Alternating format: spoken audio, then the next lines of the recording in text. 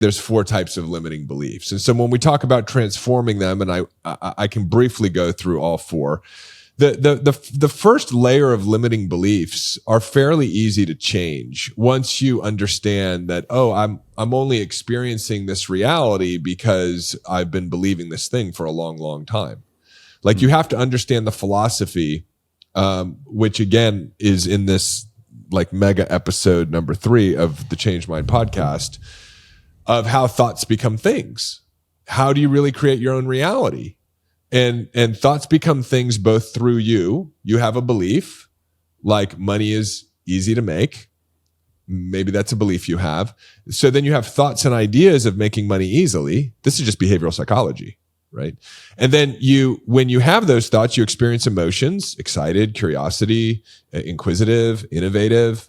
And then that motivates action. So rather than, sitting on the sofa, watching Netflix, eating food you shouldn't be eating, worrying about your bills, that would be what the action would be from someone who believes money is hard to make and they're never going to have enough. This person who believes money is easy to make is going to take action that'll produce results. And those results will then reinforce the belief. They'll start to make progress, and eventually they'll go, oh, look, I made money easily, right? That's how a thought becomes a thing. That's the internal mechanism of how we bring an idea into reality. But there's an external mechanism. And that is that while you're thinking and feeling these things, you're an electrical mechanical being. And so your nervous system is resonating with a very specific frequency or vibration that you are emitting into the rest of quote unquote reality, which is also just this energetic receptacle or container. And so that's how you create synchronicities and coincidences. So this internal mechanism meets this external mechanism, and that's how we co-create. And so you have to understand all of this so that you can start to free yourself up to believe something different. You have to understand. This is why transformation can feel difficult, and why your friend or your employee is like jaded by self-help. Because I think if you don't have these pieces, like a really well articulated philosophy, so that you can now start to even open yourself up to making some new decisions and changing your beliefs. So then you go, okay, I got it. I'm only experiencing what I've been experiencing because I've been believing it for a long time. I get that my thoughts create my own reality, both internally and externally. So Dave, how do I change this belief? And the lower 50% of beliefs simply become transformed by understanding that beliefs are decisions. So yes, my belief is that I didn't know how to do it right from that story with my dad. But really it was an unconscious decision that I made. I made a decision at that point in time that I didn't know how to do it right. And then my whole system goes, okay, let me just show you more of that. And so now that I acknowledge that, we teach a tool called the decision matrix, where I take a piece of paper, and on the left-hand side, I'm like, I don't know how to do it right. And then on the right-hand side, I write down the opposite, or the empowered decision. Like, I do most things really, really well.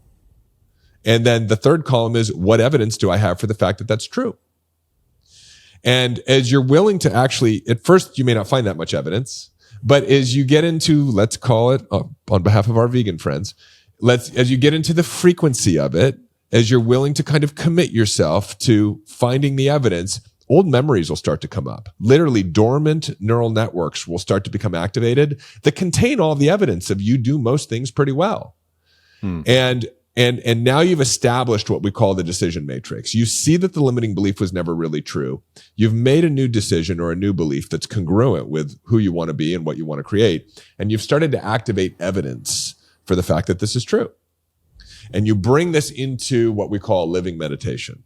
This is the work that you do as you go out into the world. You notice when your old neural networks get activated, when the limiting belief comes up, and you remind yourself of the new decision. And what happens over time is you stop feeding those old neural networks energy, and you redirect it to this new neuronic growth, which is really a change in who you are, which is how you change your belief. And so most beliefs, 50%, can be addressed through this mechanism of just understanding that beliefs are decisions and being willing to make a new decision. The other part that is very, very helpful to understand that we also have talked about, Connor, is that there's only two states of being. Your nervous system is either in a powerful state or a primal state. And powerful states are states of being that feel good, like joy, excitement, compassion, presence, excited anticipation. And primal states are states of being like stress, anxiety, overwhelm, boredom. Powerful states, peace and calm. And you're always in one state of being or the other, and you're never in two states at the same time. And these map to the sympathetic nervous system, those are primal states, and the parasympathetic nervous system, those are powerful states. Well, one of the things that we discovered is that when you are entangled with a limiting belief, you're always in a primal state, right? When you're thinking there's not enough money, or there's not enough time, or I'm not as far along as I should be, or this isn't going to work out for me, or I'm going to be alone for the rest of my life, or I have to do all of this in order for the project to be successful, right? Sometimes people wouldn't think that that's a limiting belief. They go, no, that's true. I have to do all of this in order for the project to be successful, in order for me to be a good dad. Those thoughts, those limiting beliefs move you into a primal state. So if you're in stress or anxiety, the only thing causing it is your own thinking. And the quality of the thinking is it's a limiting belief. And what we found to be true time after time after time, having taken tens of thousands of people just through these decision matrices, is that 100% of the time when you're thinking something that doesn't feel good, it's not true. Your nervous system is actually, you're experiencing the dissonance of that false idea in your nervous system. Because every time someone works a decision matrix and they come up with a new empowered decision that they find evidence for, they move back into a powerful state. Because it's more true, it's more in alignment, it's more congruent with possibility, it's not as limited. So again, these are just some signposts of the frameworks that we teach, but the key to transforming a limiting belief is to identify a belief that is not limiting and almost always the opposite of that belief, and then to find evidence for the fact that it's true. To be able to see that the limiting belief is actually unintelligent, that it doesn't make any sense. And we do this with forgiveness and resentments too. Our forgiveness framework is really about seeing that your resentment doesn't make any sense. Doesn't make any sense. My dad did the best that he can. He came through generations and generations of traumatized people. He wasn't as emotionally intelligent as I am. He was 27 years old with 3 kids, a senior partner in a law firm, trying to make it happen for his family. That's why he wasn't as available as I wanted him to be. So I can continue to hold on to that resentment, or I can just, pray for my dad, right? And thank my dad for giving me these programs that have helped me become who I've become, and knowing it's now my responsibility to transform those programs into their most resonant version, right? So what do you see? You see the resentment is unintelligent. You see the limiting belief is unintelligent. There's a beautiful thing about the brain, which once you truly see, and sometimes that's why these third-party tools, Connor, are helpful. I know you've experienced it, is that you're able to actually see something that you've been believing for so long that has been keeping you stuck as making no sense anymore, right? That to me is real transformation. So I hope I answered your questions.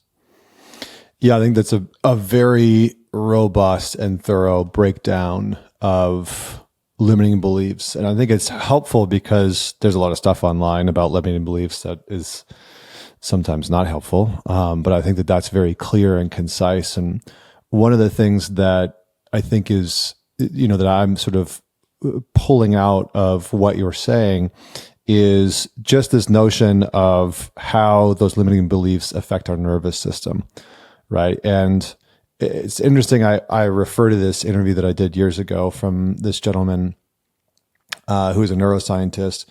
And he talked about how the brain is a pattern recognition machine that's designed to keep us safe. That's like the primary goal.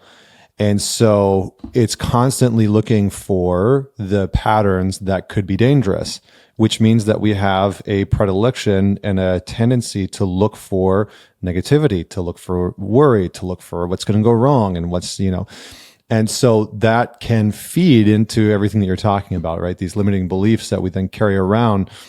We can look for them. We can look for the manifestation of them. We can look for the evidence that reinforces them constantly. And I think what's interesting about what you're saying is that we have to actively work to shift our sort of mind's eye into a different direction, right? To rewrite those neural pathways to move back into a more sympathetic oriented way of being.